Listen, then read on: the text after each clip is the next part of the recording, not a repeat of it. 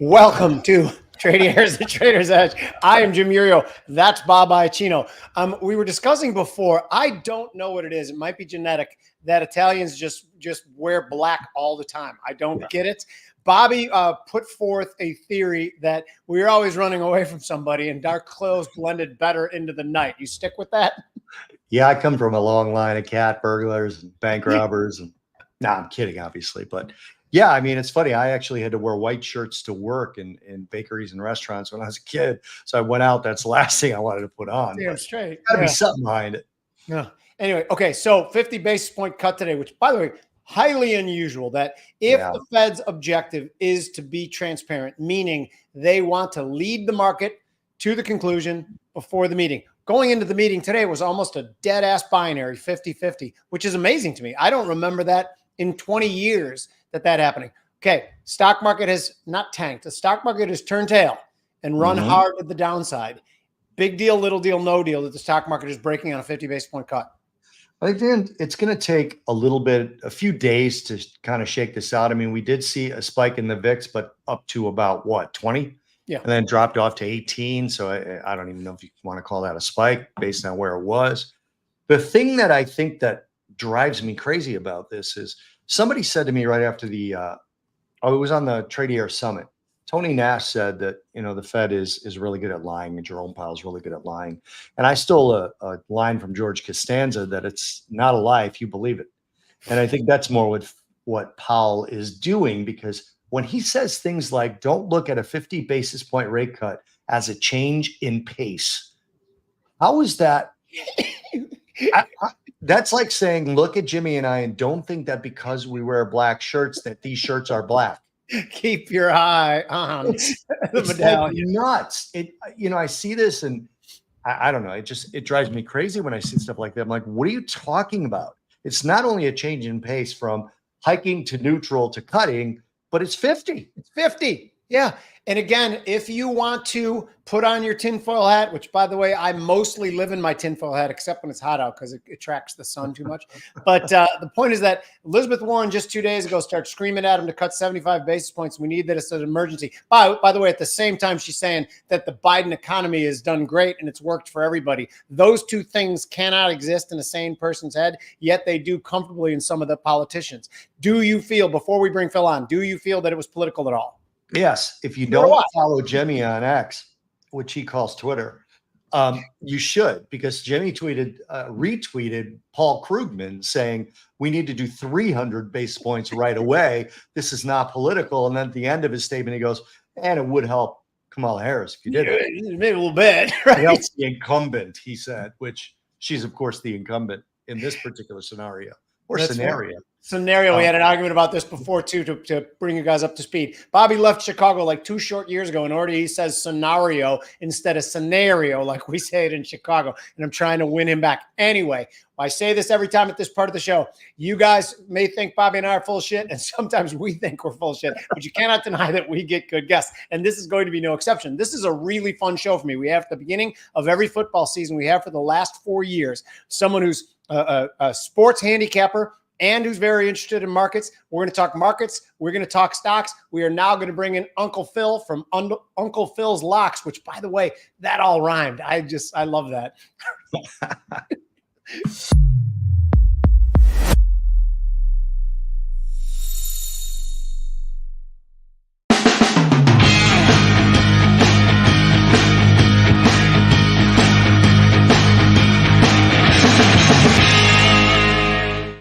Okay, here's the big question. My memory says that 1 year ago, Phil, when you were on the show with us, you gave your 5 picks, and I believe you were 5-0. Am I correct in remembering that? Do you remember? You are correct. You guys are my best luck charm. When I come on here, I just get hot. I don't know if it's the competitiveness with Bob or, I just got to live up to a certain standard. I've got to raise my game around you guys because you guys are the best. So I try to do the same. I want to make a prediction on this show. Since we're doing sort of a competitive thing here, Jimmy's going to pick you on every single pick, unless you pick against these guys. Then you're toast. Then you're toast. But we'll talk. Don't tip your hand right now, by the way. And by the way, for those of you random walk of probability people out there, to get 5-0 of a binary event is a 1 in 32% chance. 1 in 32 chance, which is not, that's beyond random to me. It is very difficult to say that that is not skill. If he had 2 picks and it was 1 in 4, I'd say great, spin the wheel again. 5-0 is amazing to me. Also, it's the style of pick. Like he'll pick the first half under or something. That's not luck. Yeah. It's just not when you're so specific as to say this is going to happen in the first half of a game.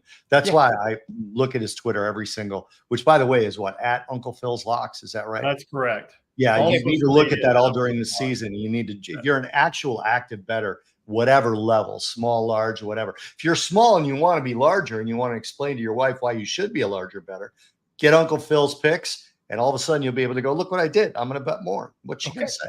Exactly. So I took the Badgers plus 16.5 last weekend. It was my only bet of the weekend. A Big Ten team getting 16.5 points at home against Alabama. It did not work out well at all, but was my one bet last week. So I'm glad you're on the show to get me back in the straight and narrow. Now, before we go we're going to go head to head. Bobby's going to pick a stock. Phil's going to pick a team. We're going to discuss what's better, the merits of them both. But before we do that, I have a couple questions. You turned me on to a couple concepts last time, which I loved. Things like Notre Dame always trading at a bit of a premium just based on the fervor of their fan base.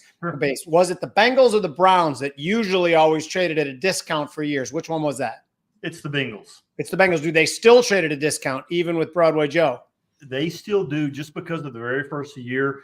Broadway Joe is 1-9 his past since he started, and so his first 2 weeks of the season. So again, there's still, people they warm up to the Bengals later in the season, but early this season there's still value. Was Joe hurt last year? Was that last year? He was hurt last year. That's correct. Okay, good. So this can be. Is there any other teams that consistently and persistently trade at premiums or discounts that should be noticed? Yeah, look, I mean, it happens a lot. I mean, right now, obviously, the Chiefs are a big premium right now. I mean, they're typically, for me, when you guys look at stocks, you probably look at the RSI. I do the same thing with this. I mean, I look when stocks are, teams are overbought or they're underbought. And so you look at that and you measure that. And so that's why I akin this very much to the same thing of what we do right now. Transparency in both. Look at this as an investment. I don't look at this as it's just part of my portfolio. It's not all my portfolio. And you talk about risk a lot in betting, right? I mean, in terms of not betting more than you can afford to lose in any particular game.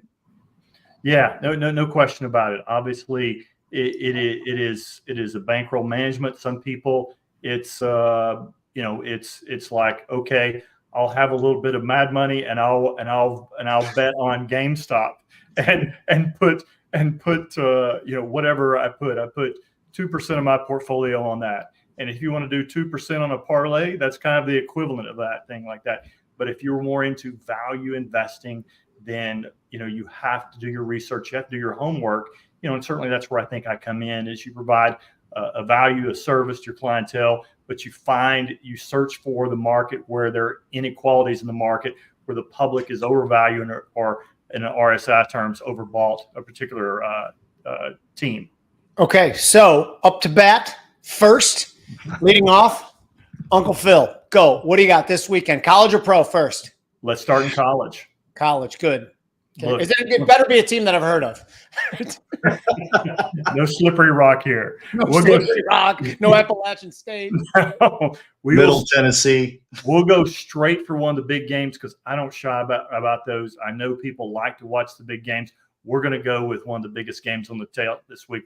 We're going to go with USC at Michigan. Really start off the day well. Look, for me, although this is a big game, the public money is coming hard on Michigan right now. It's bet the line down. It's down to 6 now. For me, people still don't understand that, USC is still the better value. I get the better coach and the better quarterback. It really starts with that. So give me USC -6. Lincoln Riley over a first-year coach who had, 15 to 20 players drafted. Michigan is just not the same team that they were a year ago. They're not the national championship team. Look, Arkansas State even came within, 10 points of them last weekend, and Texas, of course, blew them out. It wasn't a surprise. This is who they are. Michigan people need to come to grips with it. It's not. No, and Are you saying that they can't really survive without Connor Stallions? Is that what you're saying? It's not the same team without the signal stealer. I'm telling you what, if I had the budget, I'd hire him. I think he's fantastic. Signal stealing. It seems like it should be promoted, not. Well, I do want to point out, Jimmy, if you haven't seen the Netflix documentary, it's actually a joy to watch. But they were convicted of, well, Connor Stallions was banned for 3 years from coaching for his version of signal stealing. But they made it clear throughout that every single team tries to steal the other team's signals. So I think it's starting next year, Phil. They're going to allow the headsets from the head coach to the quarterback in college and to the middle linebacker or whoever calls the defensive plays, so that signal stealing isn't a thing anymore. It's another one of those times where the NCAA is they're just behind and stupid. Sorry. We could go off on a tangent of that for hours, but again, that is where there's value right now, because in the NCAA, because they don't have the technology, you still have a home field advantage in most cases of about 3 points is what Vegas gives home field advantage. In the NFL, there's your value. It's no longer 3 points. It's really about a point and a half because of the headsets, the technology that the colleges are not allowed to use. And so you get value at about 1.5 points plus on the visiting team. One last question before we move on.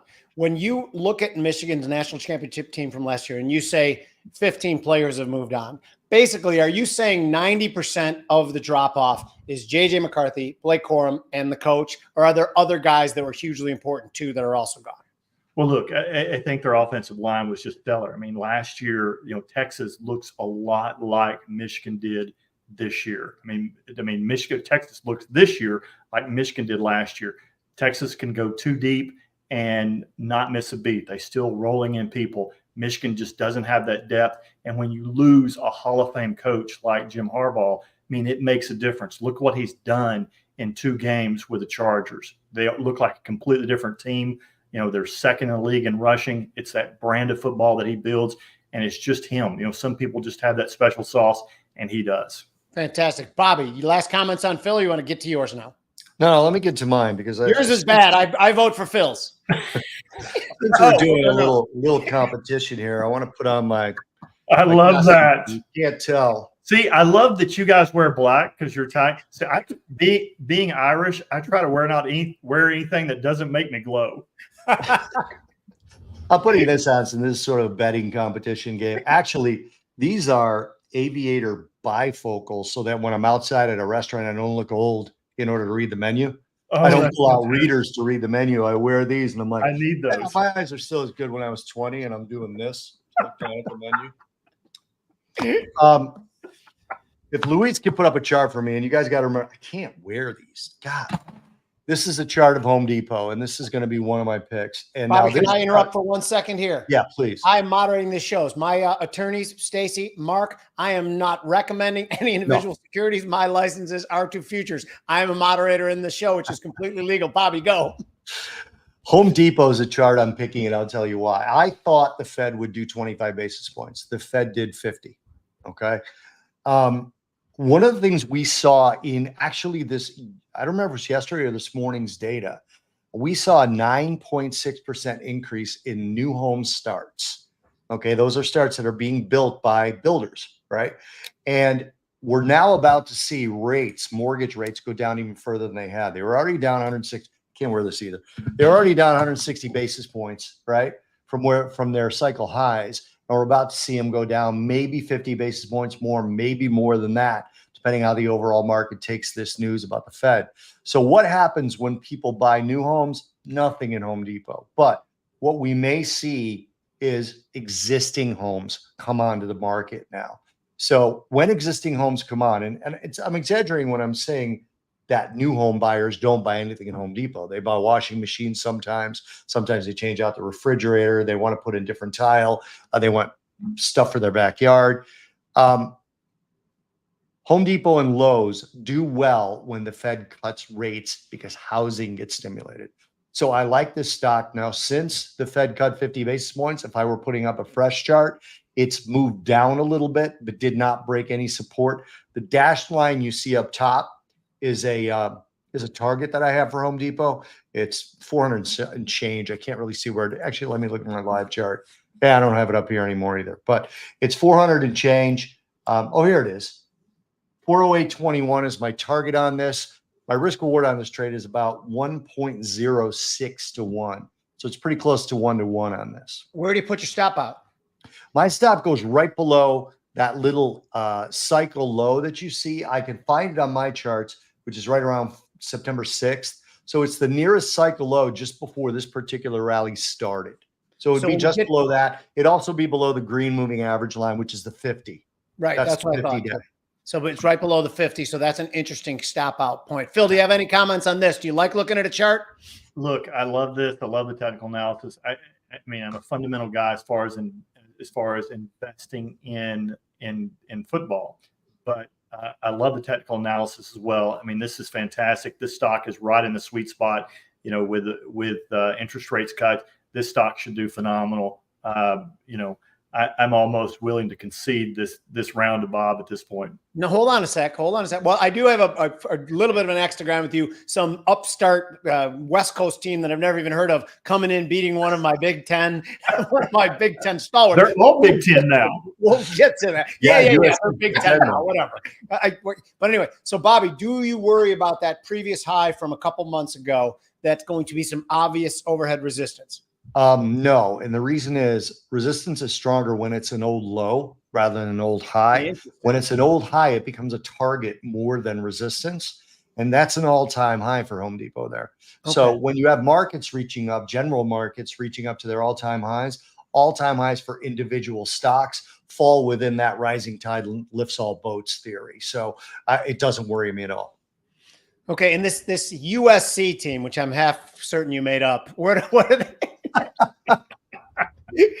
By the way, I like USC because they gave us Caleb Williams, or as I like to call him, Jesus in Chicago. By the way, did you think Caleb Williams played acceptable? Do you like his progress so far at the Bears? Look, I do like Caleb Williams a lot. He's incredibly talented. You saw the progress, and a big jump up from week 1 to week 2. Week 1, when they called the play, regardless if it was open, that's where he was throwing the ball. Yeah, I agree with you. And week 2, he was seeing it better. He still got, obviously, some polish to go. My only concern is not him. It's really the defensive coaching staff, right? You bring a defensive coaching staff in there, and if he goes to an offensive head coach, they can probably polish the rough edges a little quicker for him and get him uptake. You know, he's not completely on his own, but I wish he had an offensive coaching staff. I think that may be his only hindrance. But, you know, if this year doesn't turn out great for the Bears, then he may have an offensive coaching staff come next year. I think one of the main concerns is that I don't know if this – I'm not smart enough to know if this offensive line is bad or is just playing bad, but they've been brutal for both these two games. Last week, Caleb Williams was sacked 7 times, and there was 11 quarterback hits. And when he wasn't hit, he was accurate as hell. It was like 9 of 10 when he wasn't hit. He just was hit another 18 times. So it made his stats look mediocre at best. Okay, no, so they're not very good. Oh, you're not very good. Thank you. No, they're not very good. Look, it's you know, obviously they made out like a bandit when they traded the number 1 pick to the Carolina Panthers so they could get Bryce Young so they could now bench him.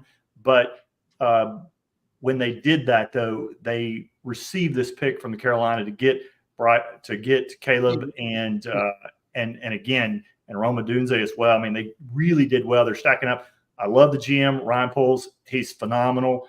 Just outstanding. If you watched Hard Knocks, you wanted to see more of him. He's making great decisions. It's just going to take another free agency, another draft, shore up this offensive line next year. I mean, anybody who thinks a rookie quarterback coming in the NFL and it's going to be your year, it's not going to be your year. It's just that deal. But the hope of a better day is certainly there for Bears fans, and I think you've got your quarterback for years to come. Amen. Peyton Manning was pick on this one. Yeah. Who did I pick? And the winner is, because I cannot not recommend individual stocks, is wait for it. Phil.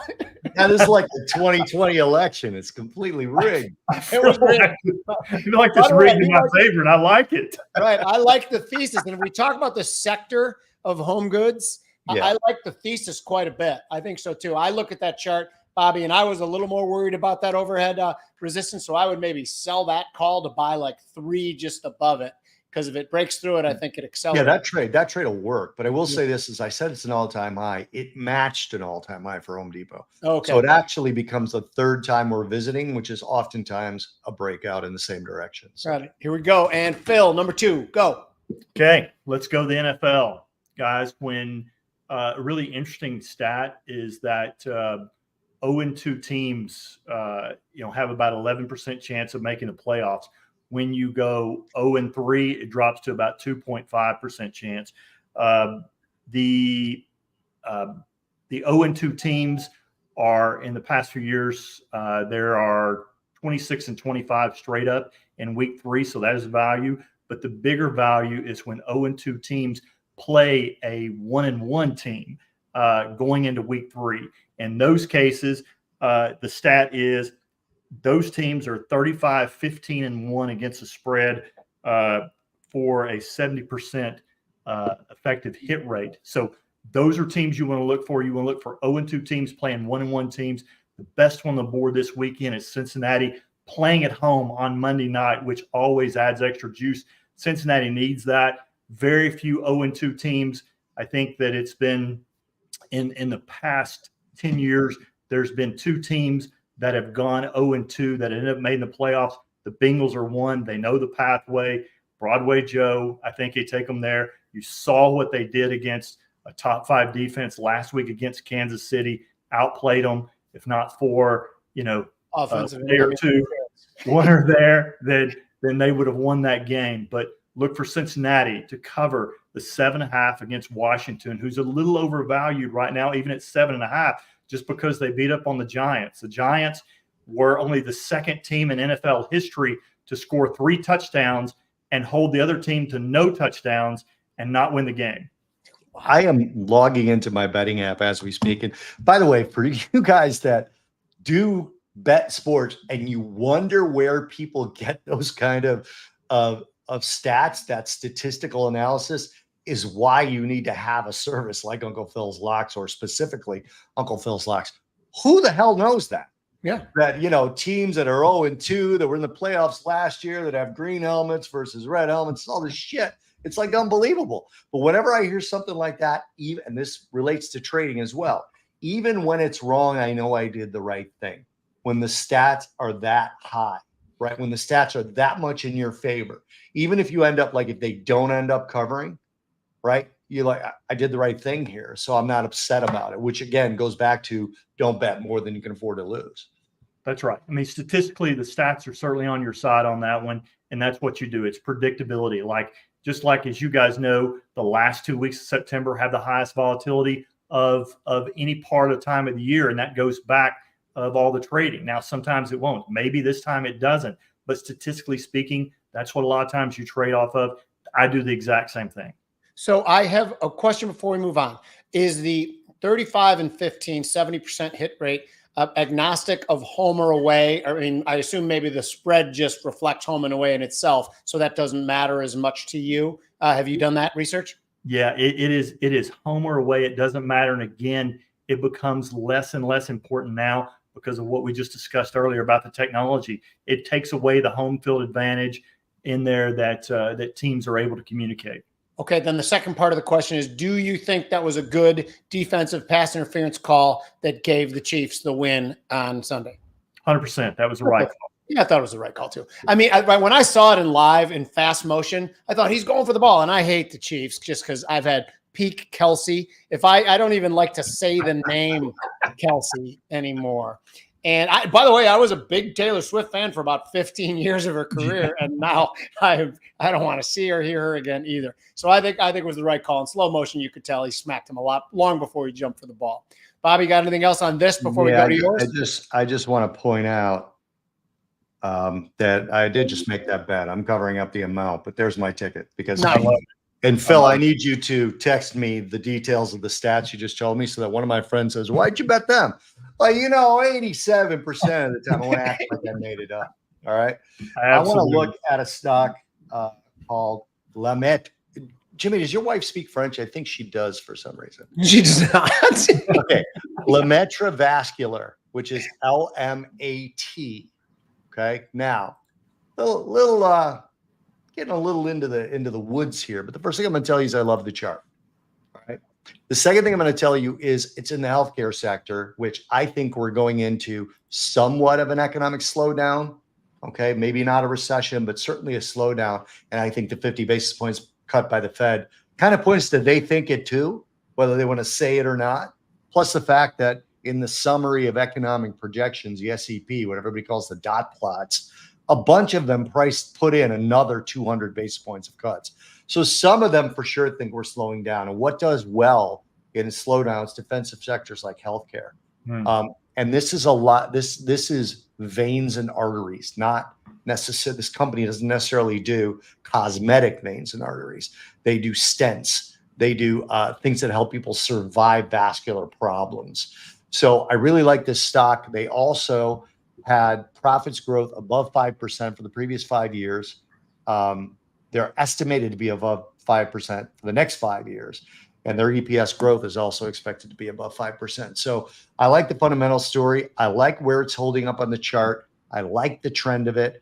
And again, it's another one where this chart, the screenshot of the chart that I took was pre-Fed meeting. You could actually get in it a little cheaper here. My reward to risk on this one is 1.8 to 1. So it's almost 2 to 1 reward to risk. Jimmy, I'm putting my stop below that September 11th low, which again is the nearest cycle low that you can see. It's also below the 50-day moving average. And I have two targets on this one. You see those two dashed lines on this chart right there. One is 94.81. That's a stop adjustment. If we get up to that, I'm going to tighten my stop. And then I'm looking for about $100.21 or so. I'll just say $100 on that one. So I've got a couple things on this and a couple questions too. First of all, if this was some of the futures that I trade and I looked at that chart, I like this trade quite a bit, particularly as it starts clearing some of that overhead resistance. I can even start by the one 2 highs ago before I even start putting it on after the high from a couple weeks ago. Secondly, does this company do most of its business in our country? Yeah, it's a U.S.-based country. Okay, it's the guy's last name. The finder's last name is Lemaitre. Okay.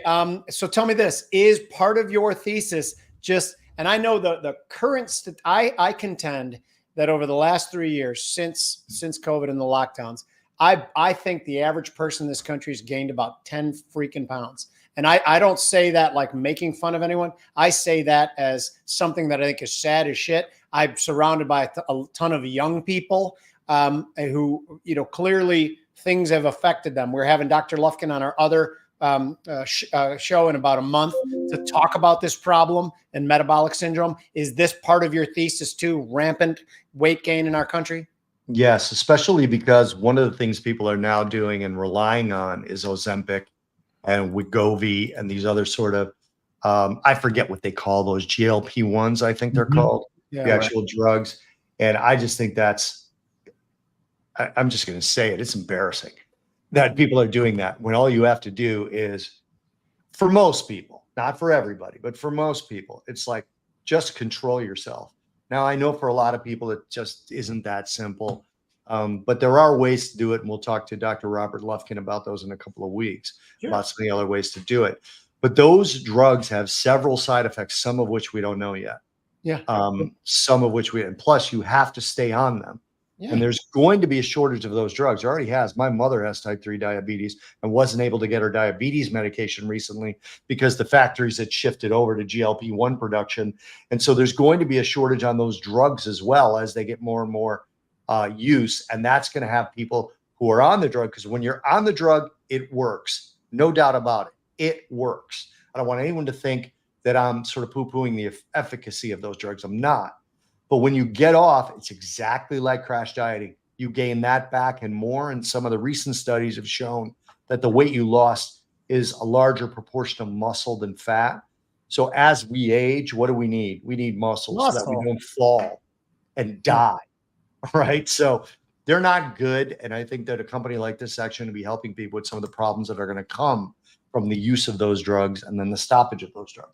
I'll tell you. So, Dr. Lufkin, we're going to go on this real quick too, and this is just a quick aside to whatever. It has nothing to do with the investment thesis. Either one is that I started adopting Dr. Lufkin's thesis about 3 months ago with the intermittent fasting and 70% of calories from fat and protein. And I eat more. My stomach, I get so stuffed when I eat in my eating window, and I eat more calories. And I've lost 6 pounds, which, by the way, was not intending to lose any 6 pounds. And I would be concerned when I start losing weights like that, except for the fact that I'm physically stronger. I ran a 3-minute half mile the other day after running 5 miles. I'm almost 60 years old. So something really profound has happened to my body. And I'm now of the belief that if anyone adopts these principles, everybody can have unbelievable results as well. That's just my Steve Goldstraw, who's an avid listener of ours, just put in there he lost 35 pounds. I just wanted to give him some props for that, because that's a tough thing to do. And is he doing it on with what method?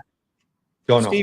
Steve, you're watching, so come back in with what method, because I am interested. But the winner here is going to be, I love this stock chart. And if it was something I trade, I'd be trading exactly the same way as Bobby. But come on, 35-15 when an 0-2 team plays a 1-1 team, regardless of where, and their helmets have birds on them.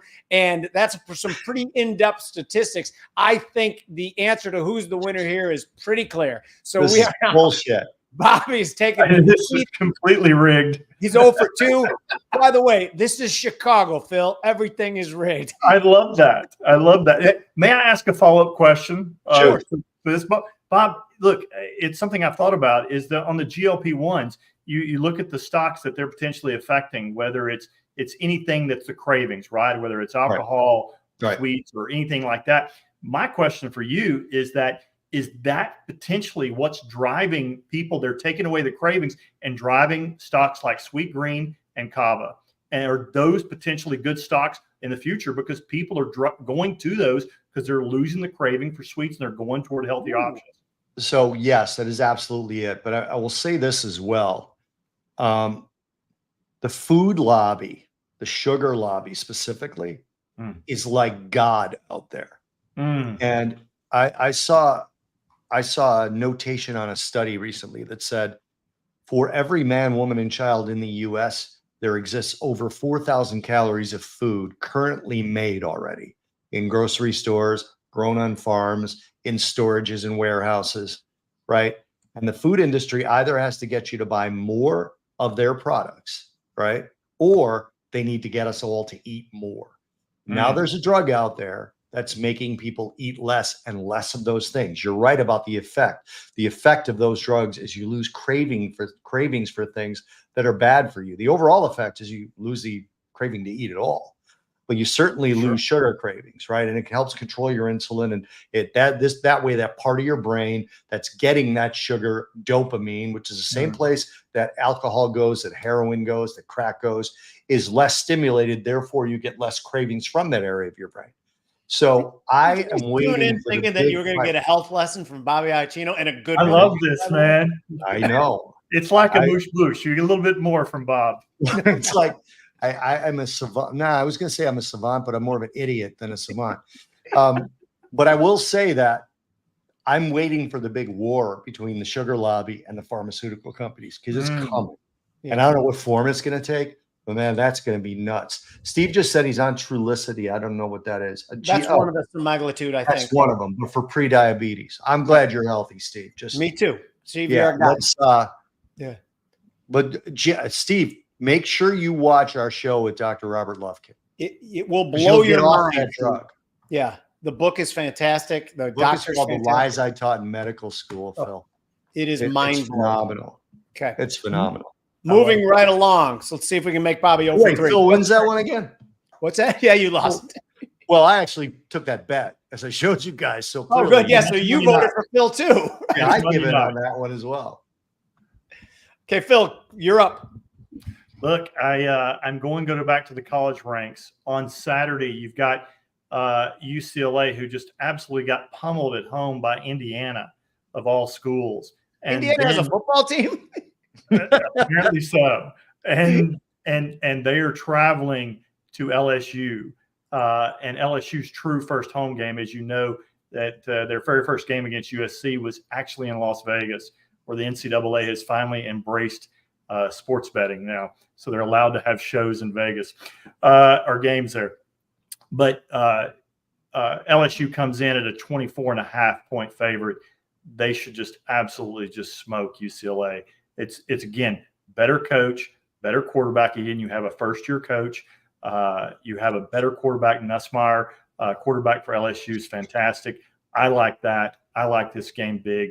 I'm taking LSU 24.5 over Indiana or over or UCLA. UCLA. I liked you threw in Indiana again because I was going to say, John, guys, the shot I took at Indiana, John, was directly meant for you. And I know you're watching the show and you can at least one day not wear that ugly Indiana red color all the time when you're at the bar. But anyway, I like that. I like that. I like anytime these newcomers to the Big Ten get humbled a little bit. Bobby, you got any thoughts on that? What's Indiana's mascot? The Skinheads? Isn't that where the Skinheads started, or the KKK or something? They're the Skinheads, right? Yeah, I think so. I'm not certain, but I think they are. Yeah. I do have a comment on this, actually, because this is something we talked about last time Phil was on the show. I have sort of a betting, I hesitate to call it a model, but when I look at a spread and I think, oh, that's ridiculous, and I want to go with the ridiculousness of it, I do again, George Costanza reference, I do the opposite, right? And this is one of those. When I looked at this, I said, I know Indiana's not great, and I know LSU is great, but seriously, 24 points? And then I'm like, yeah, there you go. Yeah. Who's wrong when he looks at a score like that and has two thumbs? This guy. So I tend to, I actually, this is my favorite. I already bet my limit on the other one, unfortunately. So you cannot exceed your risk. It is. Will, I just want to repeat the bet really quick. Will missed that bet. He says, what was the bet? I missed it. Go ahead and repeat it, Phil. LSU minus 24.5. I'm taking LSU minus 24.5 over UCLA this weekend. So taking LSU and laying 24.5, Willie. There you go. Tell me this.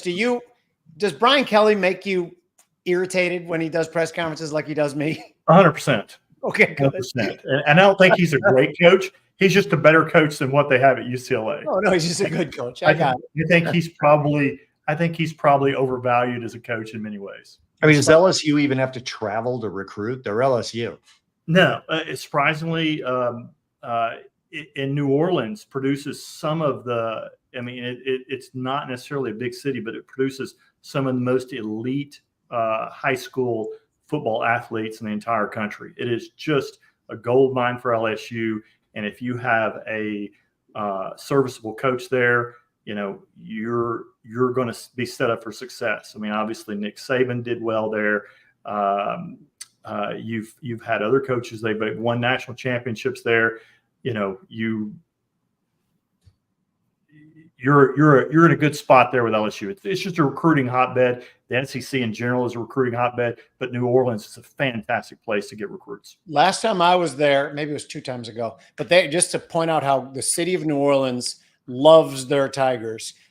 Joe was coming in to play against the Saints the weekend I was there in LSU, and the entire city was wearing Bengals Joe Burrow jerseys, not New Orleans Saints jerseys. And it was pretty funny to me, like their loyalty for the moment was with their college guy over their city team, it seemed like to me. It's pretty interesting at Pat O'Brien seeing all the Burrow jerseys.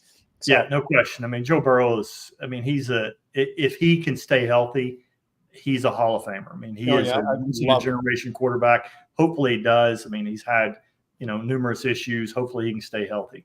By the way, so LSU and UCLA is there still a lot of teams playing outside of conference this weekend? It's mostly in conference, right? This weekend? Yeah, we're mostly staying in conference. Texas has got an out of conference, kind of a layup, favored by 42 points this weekend.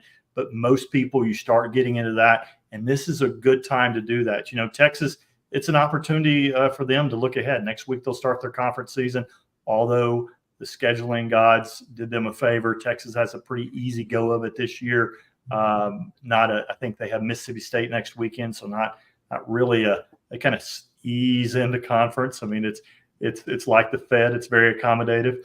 So it is an easier schedule. But yes, this is a good time to start looking at that. And when you want to start looking at schedules now, when you start looking at teams that you want to play, particularly in college, start looking ahead. Start looking ahead and seeing what teams they have next weekend, because this weekend could be a little bit of a letdown. I so tell me I know this is an aside. Illinois is at Nebraska, and I usually don't bet my team. I just want to know what you think of what's the line going to be even, and what are the chances? Yeah, the line's 8.5, and obviously it's at Nebraska. It's Friday night. It is Illinois probably won a game they shouldn't have won. A couple weeks ago against Kansas. Kansas kind of gave that away. I feel like their quarterback's kind of prone to do that. I really like Nebraska's team. I like their quarterback. I like Matt Rule. This is another thing about college. I mean, it's really, the NIL has become really profound. Nebraska is tired. The people there are tired of finishing toward the bottom of the Big Ten. They have really gone in with NIL. They've created a roster. They've brought in a coach that they think is top level. And by all accounts, he's very well respected. And you brought in a great quarterback, a 5-star quarterback that transferred, was initially committed to Georgia, ended up going to Nebraska. He's fantastic. I like Nebraska. That line is coming down, though. It's something I don't understand. When I don't understand, I stay away from it. But yeah, I'm staying away too. I'm really high on Nebraska this year. Loaded up big on them when they played Colorado a couple weeks ago. Fantastic. Bobby, got any more comments on this? You want to get to your stock? No, I think he's going to win this one, but this is a really good stock pick if we can put the chart up. This is sort of in the weeds, but I love it. This is Stockyards Bank Corp. Okay, the symbol is SYBT. Now, again, this is the one where post FOMC, it actually rallied from where you see it right now. So it's got a similar chart to Home Depot, and my risk to reward on this one is about 1.3 to 1. So make $1.30 for every dollar that you're risking. We've got a similar situation where I've got the stop below that September 11 swing and the 50-day moving average. That green line is the 50-day moving average. Okay, my target on this is about 68.27. That's going to give you a good risk reward. Stockyards Bank and Trust is a wholly owned subsidiary of Stockyards Bank Corp. Got about $8 billion in assets. They serve Louisville, Central and Eastern Kentucky, Indianapolis and Southern Indiana, whose team's going to lose, Cincinnati, Northern Kentucky. It's a nice Midwestern bank in an area that's really suffered with high rates. So when you're looking at rate cuts, you're looking for bank stocks. And I think the money center banks have other issues going on. I like regional banks, and I like this particular region. Also really like the chart. Okay, so that's what I was just about to say. This is my kind of chart. Okay, to go above that resistance level from whatever, a month ago or so, to be sitting above it, and any sort of strength on today is Wednesday, tomorrow above today's highs, to me will be a green light. Again, I don't recommend any individual stocks, but if this was a chart of something that I actively trade, like gold or silver or stocks, I would be jumping. I'm actually going to probably give you this one, not because I think Phil's research is excellent, but this is a kind of chart that draws someone like me in. The trend is your friend. It's totally agree.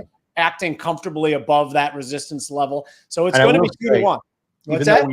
Even though after the Fed rate cut, equities took a turn for the worse and finished negative, this is a banking stock. So as long as the yield curve continues to steepen in its normal direction, bank stocks will do better than the general market. So if markets recover, this does well. If markets get hit, if this drops 5% and the market drops 10%, that's outperformance. And that's generally what I look for.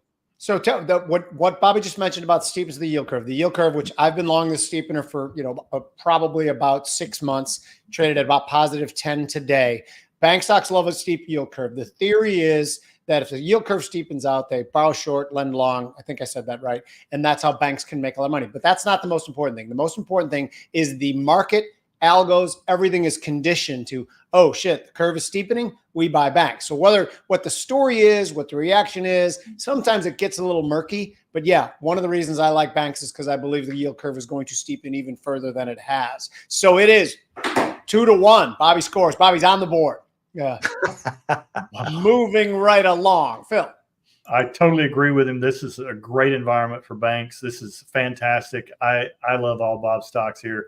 I think he's got me 3-0, but I'm going to continue to battle. Hey, I'm the boss here. Just so you know. No question about that. Okay. Any Italian is always the boss. Yo, hey. Hey, oh. Okay, what do we got? Go. Pick number 4. Phil. Okay, I'm back. Yeah, for me, sorry, this one I'm going to a little bit off the charts. Maybe a game that probably isn't on your list to watch. And this one is my beloved Razorbacks going to Auburn to play. These two teams are not playoff teams. They're not very good, but what they don't have is good defense, and that's what I love. And so what I like is the over 56.5 in these two games. I feel like these two teams are going to put up a lot of points. Arkansas has consistently done that. I think Auburn has the opportunity to do that against Arkansas's defense. Arkansas is without its number 2 defensive back, Hudson Clark. I think there's opportunity there. I really like the new quarterback that Auburn put in last week, and I think they'll score some points. And I think that this game will be a little bit of a high-scoring affair, and I think you can enjoy that all the way to the bank. So do you tell me this? If you look at, let's just single out the Power 5 conferences, games, maybe even we'll say even in-conference games. And I don't know this because I don't bet over-unders very often. What is like the average amount of points scored in a game? Do you have the statistic on that? If you don't, I don't expect you to necessarily. Well, college is a little bit higher, right? Because the clock continuously runs in the NFL. In the college, it's a little bit different than that. In pro, it's around 43. Okay. College is around 47, 48. Yeah. Yeah, this is a high over-under, but not prohibitively high, just a couple touchdowns. Not for two teams with two bad defenses. Right, exactly. I like to. Where's that game being played? In Auburn, That's going to be played on the Plains in Auburn. Nice. I am not above name dropping. You know that, right? I just want to make that clear to everybody. I had dinner a couple of years ago with Auburn's favorite son, Bo Jackson, and he, if he was watching the show, he'd be very upset by this. He doesn't like any negative talk about Auburn. Bo's a really good guy, by the way. He was so much fun. We had dinner. He told stories for about 3 hours, so it made me actually root for Auburn a little bit more, just because I genuinely liked the man. Bobby, you got any comments on this one? I really like this, so I don't want to. Well, who won this? That's my question, because I really like this one too. But again, I already did my max bet. So who won what? I don't have another stock. I'm done. You're done? Oh, I thought it was 4-4. Going to be 4. You were only at 3. I'm done. I had 3. Okay, well then let's discuss this. What do you think of the Razorbacks Auburn over? This show's going to fizzle out fast, man. This is going to be the worst ending of all time. Well, I will say that it seems like Phil is winning, but I just found all these votes, and I'd like them to be counted, please. These all need to be counted. They're all mail-in. Yeah, they're all mail-in votes, and they need to be counted. I don't follow either team very closely. I've also met Bo Jackson, didn't have dinner with him. Great guy. But I had a friend actually from the trading floor that was such an Auburn booster that I started to dislike them. Understood. Which happened with Notre Dame with Kilberg. We all know that. Clearly. I actually disliked Notre Dame before that. Just so you know, Phil, we have a friend, Jeff Kilberg, who played for Lou Holtz at Notre Dame, who's an offensive lineman. And within the first 3 minutes of me meeting him, he said, and like Coach Holtz said, I'm like, I knew it was coming. Like, you knew it was happening. As soon as I was talking to him, he's like, oh, he's got to bring it up right away. So I'm opinionless on this particular bet because, again, like Phil said, if I don't know anything about it, I generally don't comment on it. You know, Coach Holtz also coached at the University of Arkansas. One of his famous comments two of his famous comments were when he played, we beat Oklahoma, massive underdog, beat Oklahoma in the 78 Orange Bowl. and he was on Johnny Carson later. Two of the famous quotes, one that obviously endeared him to fans, one not so much. One, he said that he's like, man, your players just came out of the locker room just really fired up and just running so hard to start the game. What made them come out so fast? And he's like, I told them the last ones out of the locker room had to start. And great the last quote, of course, was the one said, now he said, you're kind of a big city guy. Now you're in Fayetteville. What do you think about Fayetteville? And he goes, well, it's not the end of the earth, but you can stand on a box and see it from there. So unfortunately, that came out too. But good times with Lou Holtz always are to be had as far as quotes. It's fantastic. Back to the Bo thing for real quick, Bobby. You might get a kick out of this too. For the whole first hour of the dinner, I pretended that I thought he went to Alabama. And I kept saying, man, when you were at Alabama, I rarely missed a game. And finally he says, there's 4 of us at the table, and he picks up his steak knife and goes, I could kill you and gut you with this thing right now, right? I'm like, I'm sure you can. But by the way, I think he appreciates a smart ass. And I think we ended up having a great time. You were hoping he appreciated a smart ass. I was hoping he would. He could flick you to death. I mean, that's the best athlete that ever walked the planet. His neck is this thick, man. He is a powerful, powerful man. He probably is. He is a 4.2 hand-timed 40-yard dash, the fastest ever at the combine. 4.21, I believe. Fastest ever. And by the way, football was a hobby to Bo. Bo was a baseball player in Bo's mind, but he just happened to be the number 1 pick in football. And I know you purists out there saying he wasn't the number 1 pick. Yeah, there's a story why Tampa Bay didn't pick him that he told us, but he would have been the number 1 pick in football. But anyway, any closing comments, Phil? Phil, by the way, find Phil at Uncle Phil's Locks on Twitter. Sign up for his service. How much does service cost? Costs a couple bucks a month. If he literally gives you 4 locks, which by the way, last time he was on the show, 5-0. And by the way, I will reiterate, this is your mad money. Don't try to be a gambler to make your retirement account. Don't try to be a day trader until you've perfected it to try to make your retirement account in the first day. We have to preach risk mitigation, but have some fun with your money. Instead of going out and paying $200 for a dinner, have some fun betting on sports in the day. You agree, guys? Absolutely. It's a great way to approach it. Especially if you're not investing in it full time. I mean, it's like someone picking a stock on their own without getting financial advice, without, watching, 13 hours of CNBC every day and learning the craft. And why would they watch 13 hours of CNBC? Yeah. When they can just do an hour review rather. So I'm joking. But at least invest in your craft. But, most people, unfortunately, have a beer and say, hey, let's bet on the game. And exactly. That's what I did. Yeah. And so, and that's fun. If it's bad money, if it's just entertainment, like you said, but like you said, risk mitigation, if it's fun, it's fun. But if you're doing it serious, then consult professional advice. Okay. Before I sign us off, just reviewing USC at Michigan, LSU given the points against UCLA, the Bengals, right? The Bengals. And then the 4th one was Arkansas at Auburn, the over. Correct? That's 4. Good. Correct. Bobby, of yours, I liked that last chart quite a bit. I actually may be looking into that and put on some sort of options play. Stockyards Bank, SYBT, and then the other one was La Metre. We can't even say it, but just whatever. I don't care. It's some fancy French name that we can't say because we are gutter people from Chicago. But and then anyway, Phil, tell them where they can find you, Phil. I don't think we got that out. Yeah, UnclePhil'sLocks.com and Uncle Phil's Locks.com is a website at Uncle Phil's Locks throughout all social medias. Guys, I get an opportunity blessed enough to get an opportunity to do some shows throughout the year. This is always my favorite time. You guys are just instantly great friends that I don't get to talk to enough, and really big fans of what you do. Just amazing stuff, and just a pleasure to be here. Wow, Jimmy, what are we? Smart, irreverent? Oh no, we are a critically acclaimed show, smart and irreverent. And something about the hosts are not as dumb as they appear at first, or something like that. But we are critically acclaimed. Anyway, I gotta go. All right, so this has been the Trader's Edge.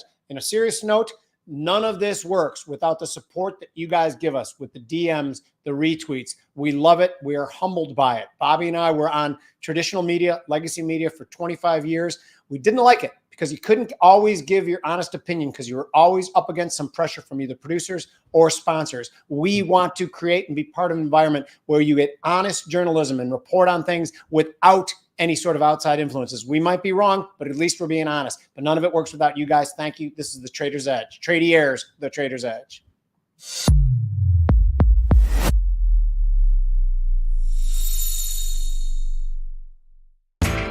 You know how the financial world goes. Here comes the buzzkill. Please make sure to take some time to read this boring disclaimer. We will owe you one.